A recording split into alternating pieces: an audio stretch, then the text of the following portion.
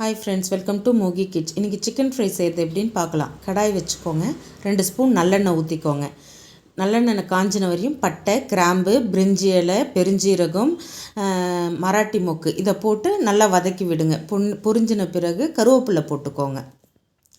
கருவேப்பிலை போட்டுட்டு வெங்காயம் போட்டுக்கோங்க. சின்ன வெங்காயம் அரிஞ்சு வச்சுருக்கேன், அதையும் போட்டுக்கோங்க. போட்டுக்கிட்டு தக்காளி 2 தக்காளி போட்டுக்கோங்க, அரிஞ்சு வச்சுருக்கேன், அதையும் போட்டுருங்க. இப்போ சேர்த்துட்டு பூண்டு ஒரு 10 பல் போட்டுக்கோங்க. 2 ஸ்பூன் இஞ்சி பூண்டு பேஸ்ட் போட்டு நல்லா வதக்கி விடுங்க. வதங்கட்டும். வதங்கின பிறகு ஒரு 1/4 கிலோ சிக்கன் எடுத்து வச்சுருக்கேன், அதையும் போட்டு நல்லா வதக்கி விடுங்க.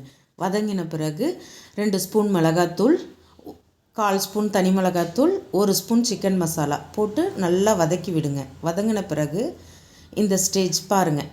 இதில் இப்போ 2 கிளாஸ் தேவைக்கேற்ப உப்பு போட்டுக்கோங்க. கொஞ்சோண்டு மல்லித்தழை தூவிட்டு இப்போ 2 கிளாஸ் தண்ணி ஊற்றி விடுங்க. நல்லா வேகட்டும். ஒரு மூடி போட்டு மூடி வச்சுருங்க. சிக்கன் நல்லா வெந்து வரட்டும்.